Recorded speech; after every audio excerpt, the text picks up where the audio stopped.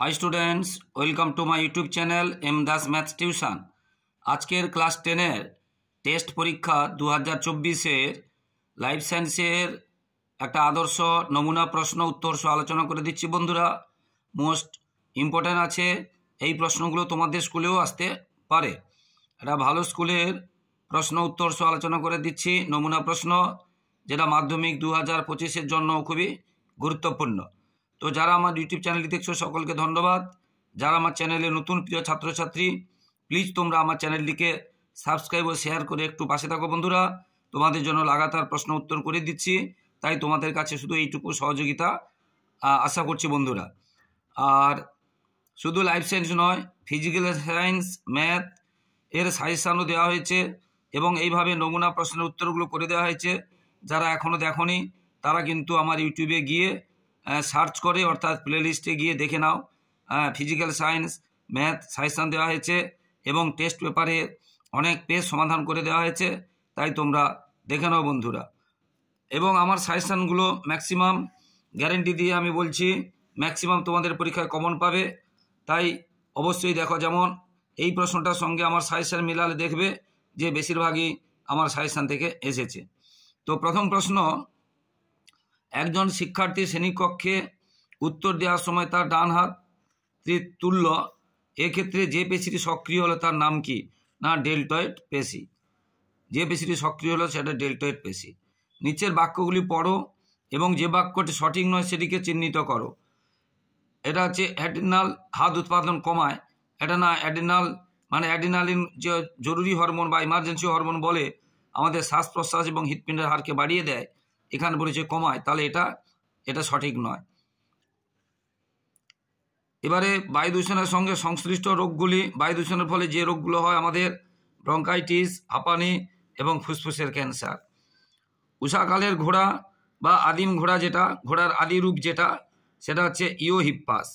ঘোড়ার আদি আর আধুনিক হচ্ছে ইকুয়াস, আর আদি হচ্ছে ইওহিপ্পাস। ইওহিপ্পাসকে উষাকালের ঘোড়াও বলে।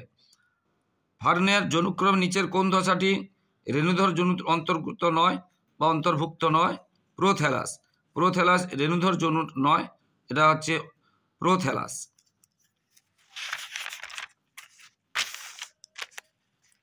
স্নায়ুসন্নিধিতে নিঃসৃত রাসায়নিক পদার্থকে বলে নিউরোট্রান্সমিটার। নিউরোট্রান্সমিটার স্নায়ুসন্নিধিতে নিঃসৃত রাসায়নিক পদার্থ নিউরোট্রান্সমিটার। Most important. নাইট্রোজেন চক্রের সঠিক ক্রমটি শনাক্ত করো। নাইট্রোজেন চক্রে কোনটার পরে কী হয়? প্রথমে নাইট্রোজেন স্থিতিকরণ, তারপরে অ্যামোনিফিকেশন, তারপরে নাইট্রিফিকেশন, তারপরে ডিনাইট্রিফিকেশন। নাইট্রোজেন চক্রের পর্যায় বা ধাপগুলো।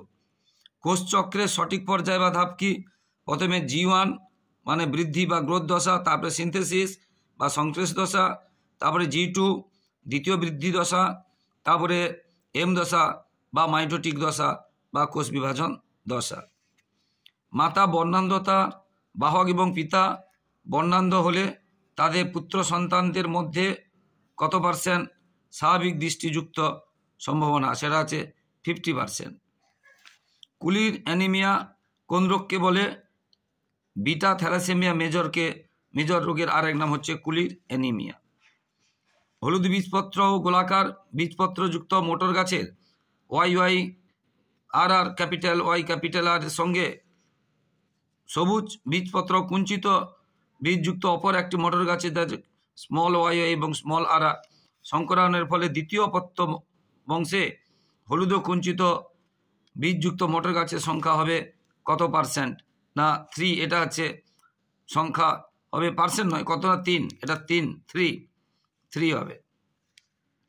এবারে হাইপারমেট্রোপিয়ার ক্ষেত্রে ত্রুটি সংশোধনের জন্য কোন লেন্স ব্যবহার করা হয়? উত্তল লেন্স। ভারতের কোন হটস্পটে ওরাংওটাং পাওয়া যায়? সুন্দারল্যান্ডে, যেটা আমাদের যে দ্বীপপুঞ্জ আছে আন্দামান নিকোবর দ্বীপপুঞ্জ, সেগুলো সুন্দারল্যান্ডে পাওয়া যাচ্ছে। মিয়োসিসের তাৎপর্য সংক্রান্ত নিচের কোন বক্তব্যটি সঠিক? বংশগত প্রকরণবাহী হ্যাপ্লয়েড গ্যামেট উৎপন্ন করে। মানে নতুন গুণের, প্রকরণবাহী মানে নতুন গুণের সম্ভাবনা, এটা বলতে চেয়েছে। ওই ব্যক্তি সপক্ষে কাজ করে। দৈহিক উষ্ণতা নিয়ন্ত্রণের সঙ্গে যুক্ত মানব মস্তিষ্কের অংশটি হলো হাইপোথ্যালামাস। মস্তিষ্কের হাইপোথ্যালামাস অংশটি আমাদের দেহের উষ্ণতা নিয়ন্ত্রণ করে। এবারে শূন্যস্থান বসাতে বলেছে। ধান ক্ষেত থেকে উৎপন্ন একটি দাহ্য গ্রিনহাউস গ্যাস হলো মিথেন CH4। Methane CH4। অস্থিযুক্ত মাছের প্লবতা রক্ষাকারী অঙ্গটি হলো পটকা। রোলার জিপ মোড়ার ক্ষমতা সম্পন্ন জিনটি প্রকট জিন। মাইটোসিস কোষ বিভাজনের এটা ড্যাশ দশায় অপত্য ক্রোমোজোমগুলি সম সংখ্যায় উভয় মেরুর দিকে গমন করে। প্রোফেজ মেটাফেজ এটা অ্যানাফেজ হবে, অ্যানাফেজ দশায়। খাদ্য শৃঙ্খলের মাধ্যমে ড্যাশ দূষক পদার্থের পরিমাণ এক পুষ্টিস্তর থেকে পরবর্তী পুষ্টিস্তরে ক্রমশ বৃদ্ধি পায়। অবিয়োজিত, যেগুলো অবিয়োজিত হয়, যেমন ডিডিটি অবিয়োজিত দূষক পদার্থ, যেগুলো বিয়োজিত হয় না। মানব মস্তিষ্কের 3টি স্তর বিশিষ্ট ঝিল্লি আবরণীকে একত্রে মেনিনজেস বলে। সঠিক ক্রম সাজাতে বলেছে। প্রথম হবে ইও হিপ্পাস, তারপরে মেসোহিপ্পাস, তারপরে মেরিচিপ্পাস, তারপরে প্লাইহিপ্পাস, তারপরে ইকুয়াস। কারণ ইকুয়াসটা হচ্ছে সব থেকে আধুনিকতম। এবারে ক্যাপিটাল ওয়াই, স্মল ওয়াই এবং স্মল আর জিনোটাইপ যুক্ত মটর গাছ থেকে 2 ধরনের গ্যামেট উৎপন্ন হবে। এটা হচ্ছে সত্য আর এটা হবে মিথ্যা, কারণ এটা উল্টো আছে। এটা প্রথমে এটা মিথ্যা, তারপর এটা সত্য।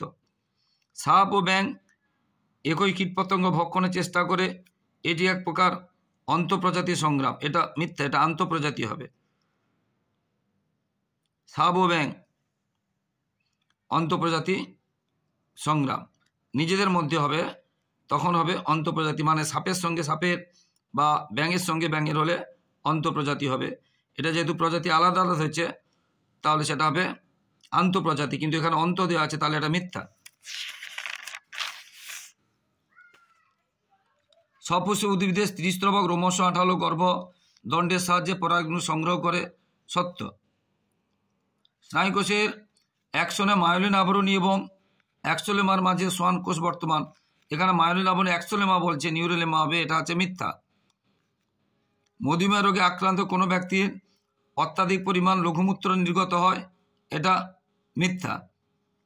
লঘুমূত্র হয় না, ঘনমূত্র হয়, কারণ গ্লুকোজের পরিমাণ বেড়ে থাকে, তাই মূত্র ঘন হয়। এবার এ স্তম্ভ, বি স্তম্ভ। CSF সেরিব্রো স্পাইনাল ফ্লুইড এটা মস্তিষ্কের কোষে পুষ্টি সরবরাহ করে। ক্রসিং ওভার মিওসিস বিভাজনের একটা ধাপ মানে অংশ। গ্রাফটিং এটা হচ্ছে জোড় কলমে স্টক ও সিয়ন, গ্রাফটিং। বর্ণান্ধতা হচ্ছে মানুষের X ক্রোমোজোমে অবস্থিত প্রচ্ছন্ন জিনগত রোগ। এখানে প্রশ্ন আসে একটি প্রচ্ছন্ন জিনগত রোগের নাম, তখন তোমরা বলবে বর্ণান্ধতা। কোয়াসার ভেট বৃহৎ কলেট সমন্বয়। JMF জয়েন্ট ফরেস্ট ম্যানেজমেন্ট জঙ্গল পুনরুদ্ধারের জন্য স্থানীয় বাসিন্দাদের সক্রিয় অংশগ্রহণ। এটা আমাদের পশ্চিমবঙ্গের আরাবারি জঙ্গলে প্রথম শুরু হয়েছিল। JMF টিকাও আসে বা কাকে বলে এটাও আসে। বৃষদৃশ্য শব্দটি বেছে লেখো। গুরু মস্তিষ্ক, থ্যালামাস, হাইপোথ্যালামাস, পন্স, এটা হবে পন্স। মেন্ডেল তার দ্বিসংকর জনন পরীক্ষা থেকে কোন সূত্র উপনীত হয়েছিলেন? স্বাধীন বিন্যাস সূত্র। আর এক সংকর থেকে পৃথকীভবনের সূত্র। কোষচক্রে চেক পয়েন্ট কাজ বিঘ্নিত হলে কি ঘটবে? না, কোষচক্র দ্রুত সম্পন্ন হবে, অর্থাৎ কি বলা যেতে পারে, ক্যান্সার রোগেরও সৃষ্টি হবে। দ্রুত কোষ বিভাজন হতে থাকবে, অনিয়ন্ত্রিত কোষ বিভাজন হতে থাকবে। জলপরাগী ফুল যদি পাতা শেয়ালা হয়, বায়ুপরাগী ফুলের উদাহরণ ধান, গম, ভুট্টা, এগুলো বায়ুপরাগী ফুল। আর সূর্যমুখী পদ্ম পতঙ্গ পরাগী ফুল, এটা এক্সট্রা জানার দরকার আছে। সূর্যমুখী এবং পদ্ম পতঙ্গ পরাগী ফুল। বাষ্পমোচন রোধে ক্যাকটাসের একটি অঙ্গসংস্থানগত অভিযোজন লেখ। না, পাতা কাটায় পরিণত হয়েছে।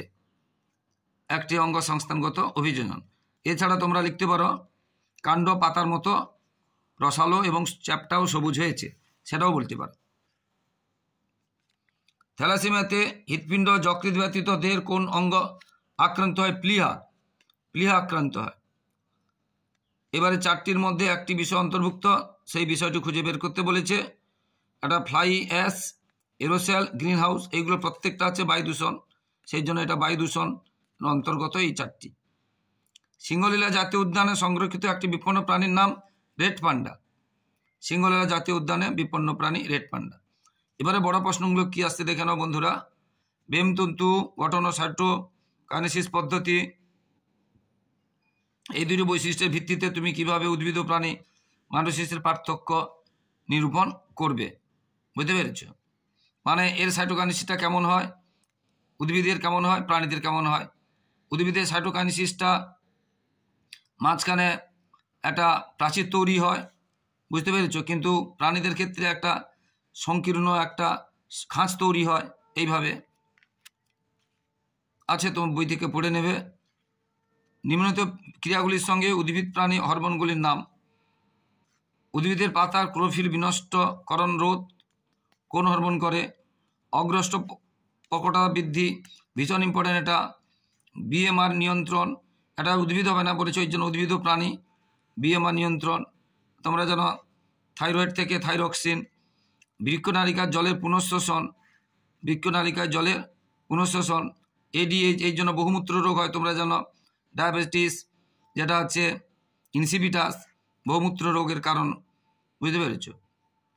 জলাভূমি ধ্বংস এবং কৃষিজমির পরিমাণ হ্রাস পাওয়ার পরিবেশের ক্ষতি সাধন হচ্ছে, যুক্তিসহ ব্যাখ্যা করো, এটা করবে। নিচের ঘটনা ঘটলে মানুষের প্রাত্যহিক জীবনের প্রতিবর্তক ক্রিয়া ঘটে, এই প্রতিবর্তক ক্রিয়া দুটির গুরুত্ব লেখো। যখন শ্বাসনালীতে খাদ্যকণা ঢুকে পড়ে তখন আমরা কি করি? আমরা কেসে কেসে সেই খাদ্যকণাকে বাইরে বের করে দেই। যখন নাকের মধ্যে বিজাতীয় বস্তু ঢুকে পড়ে তখন আমরা হাঁচি করি, হাঁচি করে তাকে সেগুলোকে বের করে দেই। এটা আমরা প্রাত্যহিক জীবনে প্রতিবর্তক ক্রিয়া ঘটে, বুঝতে পেরেছ। পেঁয়াজের শল্কপত্র ক্যাকটাসের পত্রকণ্টক কী ধরনের অভিব্যক্তিকে সূচিত করে? ব্যাখ্যা করো। একটু আগে আমরা করেছি ক্যাকটাসের যে পত্রকণ্টক, এটা বাষ্পমোচন রোধ করে এবং আত্মরক্ষা করে, এরকম। আচ্ছা, বক্তব্যটি যথার্থতা প্রমাণ করো।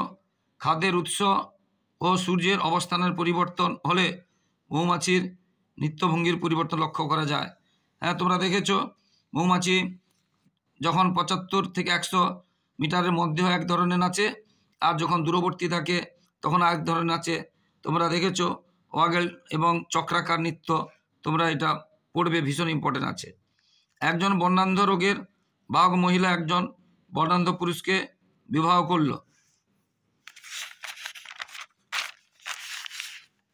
তাদের একটি কন্যা সন্তান হলো, ওই কন্যা সন্তানটির বর্ণান্ধ হওয়ার সম্ভাবনা কতটা বিশ্লেষণ করো। তোমরা এইগুলো ছক করে করবে। জেনেটিক কাউন্সিলিং এর মাধ্যমে বিভিন্ন জিনগত ত্রুটির কারণে সৃষ্ট রোগগুলি মোকাবিলা করা সম্ভব, তা ব্যাখ্যা করো। হ্যাঁ, সম্ভব। বিশেষ করে থ্যালাসেমিয়া, আমরা জানি যে মা বাবার মধ্যে যদি উভয়ে বাহক হয় তো সমস্যা আছে, সেইগুলো ওই জন্য বিয়ের আগে পরীক্ষা করে নিতে হয় থ্যালাসেমিয়া।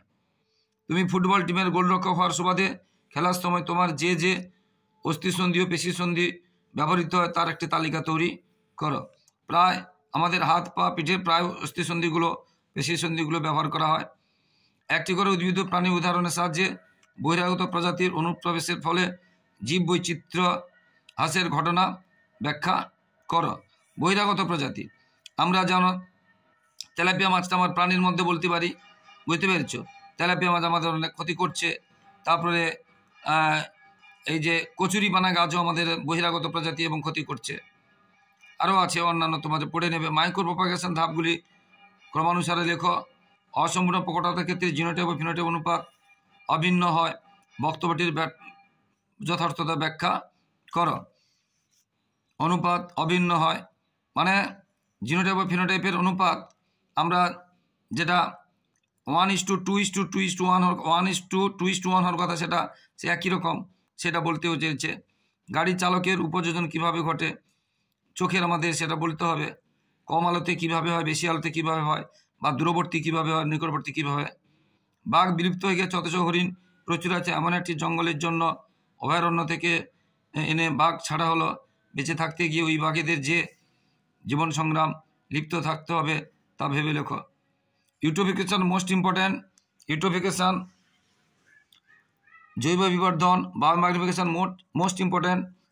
বুঝতে পেরেছ? যেমন ডিডিটি খাদ্যের সম্পর্কের ভিত্তিতে এক খাদক থেকে পরবর্তী খাদকে গেলে তার পরিমাণ বেড়ে যায়, একে বলা আছে জৈব বিবর্ধন। আর ইউট্রিফিকেশন কি, যে জলে যদি জৈব পদার্থ বিশেষ করে সাবান, ফসফেট জাতীয় পদার্থ বেড়ে যায় তাহলে শৈবালের দ্রুত বৃদ্ধি ঘটে, একে বলা হচ্ছে ইউট্রোফিকেশান। ভীষণ ইম্পর্ট্যান্ট জৈব বিবর্ধন এবং ইউট্রোফিকেশান ভীষণ ইম্পর্ট্যান্ট, অবশ্যই করে যাবে। অঙ্গের ব্যবহার ও অপব্যবহার এবং অর্জিত বৈশিষ্ট্যের বংশানুসরণ ল্যামার্ক তত্ত্বের প্রতিপাদ্য বিষয় দুটি সংক্ষেপে লেখো। অঙ্গের ল্যামার্ক কী বললো এবং পরবর্তীকালে কী ভুল হলো বুঝতে পেরেছ? অঙ্গের ব্যবহারের আর অব্যবহারের পক্ষে বলেছিল যে ব্যবহার করার ফলে ঘোড়ার জিরাফের গলা লম্বা হয়েছে, আর ব্যবহার না করার ফলে সাপের পা নেই, কিন্তু পরবর্তী ক্ষেত্রে সেটা প্রমাণিত হয়েছে ভুল। এইভাবে অর্জিত বৈশিষ্ট্যের বংশানুসরণ এগুলো পড়বে। মায়োটম পেশি মাছের গমনে কীভাবে সাহায্য করে বিশ্লেষণ করো। ভি আকৃতি যে পেশি, মায়োটম পেশি, অবশ্যই তোমরা করে যাবে। একটি প্রতিবর্ত চাপের চিত্র অঙ্কন করো। প্রতিবর্ত চাপ এবং এইগুলো দেখাতে হবে। প্রতিবর্ত চাপের ভীষণ ইম্পর্ট্যান্ট। মানুষের চোখের ছবি এগুলো দেখাতে হবে, ভীষণ ইম্পর্ট্যান্ট। প্রতিবর্ত চাপ এবং মানুষের চোখের ছবি অবশ্যই তোমরা করবে। বিজ্ঞান হেকেলের মতে ব্যক্তিজনী জীবজনীকে পুনরুদ্ধার করে, উক্তির যথার্থ ব্যাখ্যা করো। এটা আমরা জানি যে আমাদের জীবনের আমরা উদ্ভিদ আমরা পাখি হতে পারি, আর স্তন্যপায়ী হতে পারি, সরীসৃপ হতে পারি। আমরা প্রত্যেকের জীবনের কোনো না কোনো সময় নিজেদের মধ্যে একটা মিল থাকবে, সেই জন্য বলছে ব্যক্তিজনী জীবজনীকে পুনরুদ্ধার করে। বিজ্ঞানী হেকেলের যে সূত্র তোমরা পড়বে। উটের অতিরিক্ত জলক্ষয় সহন ক্ষমতার সাথে এদের লোহিত রক্তকণিকা বিশেষ চরিত্রের কীভাবে সম্পর্কিত। খাদ্য সংগ্রহ রোগ প্রতিরোধের ক্ষেত্রে শিম্পাঞ্জি যেভাবে বুদ্ধিমত্তার সাথে সমাধান করে তার ব্যাখ্যা। উটের ক্ষেত্রে তোমরা জান লোহিত কণিকা মাকুর আকৃতি করেছে, এটা করবে। আর শিম্পাঞ্জি খাদ্য সংগ্রহ, বুঝতে পেরেছ? ধরো শিম্পাঞ্জি কী করে, যেটা পাথর দিয়ে বা পাথরে খাদ্য বস্তুকে ধাক্কা দিয়ে ভাঙে, বা শুকনো ডাল দিয়ে উইপোকা ঢিপিতে ডাল ঢুকিয়ে দিয়ে উইপোকা বেরিয়ে এলে তাদেরকে ধরে খায়, এগুলো আছে তোমাদের বইতে পড়বে। একটি প্রাণীকোষের মাইটোসিস কোষ বিভাজনের সময় দীর্ঘস্থায়ী দশাটিতে কী কী ঘটনা ঘটে। জীবের বৃদ্ধি, প্রজনন এবং ক্ষয়পূরণ কীভাবে কোষ বিভাজনের দ্বারা নিয়ন্ত্রিত হয়। কোনো সপস্য উদ্ভিদের মূলের ক্রোমোজোম সংখ্যা 32 হলে তার পাতা পরাগণ শস্য নিউক্লিয়াস ক্রোমোজোম সংখ্যা কত হবে, এটা ভীষণ ইম্পর্টেন্ট। ক্রোমোজোম সংখ্যা মূলে 32 মানে 2n = 32, অর্থাৎ n = 16। পাতায়ও 2n 32 হবে। পরাগ রেণুতেও 2n, রেণু মাতৃকোষে n হবে। পরাগ রেণু কিন্তু 2n, রেণু মাতৃকোষ বলে n হবে তখন 16, কিন্তু পরাগ রেণুতে 32। শস্য 3n মানে 16 × 3 = 48 হবে। নির্মিত নিউক্লিয়াস 2n মানে 32 হবে। যে কোনো দুই প্রকার যৌন জনন উদাহরণ লেখ। একটি শঙ্কর কালো গিনিপিকের সঙ্গে একটি বিশুদ্ধ সাদা গিনিপিকের মিলন। হিমোফিলিয়া রোগের দুটি জিনগত কারণ লেখ। একটি স্বাভাবিক মহিলার সঙ্গে একটি হিমোফিলিক পুরুষের বিবাহ হলে, ভীষণ ইম্পর্ট্যান্ট। জীববৈচিত্র্য সংগ্রহ JMF একটু আগে বলেছিলাম। শুধু আইন করলে হবে না, স্থানীয় লোকেদের বুঝিয়ে যদি তাদের সুবিধা অসুবিধার কথা বিবেচনা করে যদি কোনো আইন প্রণয়ন করা হয় তবে সেটা কার্যকরী হবে, তার প্রমাণ হচ্ছে JMF। আচ্ছা, ex situ O in situ সংরক্ষণের মধ্যে পার্থক্য লেখো। ex situ মানেই তো বুঝতে পারছ তার নিজস্ব স্বাভাবিক পরিবেশ থেকে দূরবর্তী কোনো স্থানে কৃত্রিম পরিবেশে তাকে রাখলে ex situ। R in situ মানে কি, স্বাভাবিক পরিবেশে রেখে তাকে যদি সংরক্ষণ করা হয়, যেমন রয়্যাল বেঙ্গল টাইগারকে যদি সুন্দরবনে সংরক্ষণ করার ব্যবস্থা করা হয় সেটা হচ্ছে in situ। আর যদি তাকে আলিপুরের চিড়িয়াখানায় নিয়ে এসে সংগ্রহ করা হয় ব্যবস্থা করা হয় খাদ্য এবং ওষুধপত্র দিয়ে, সেটা হবে XC2। সুন্দরবন বেড়াতে গিয়ে বাঘ সংরক্ষণ কী ধরনের ইনিশিয়েটিভ ব্যবস্থা তোমার চোখে পড়বে বলে মনে হয় তার একটি মানচিত্র লেখো।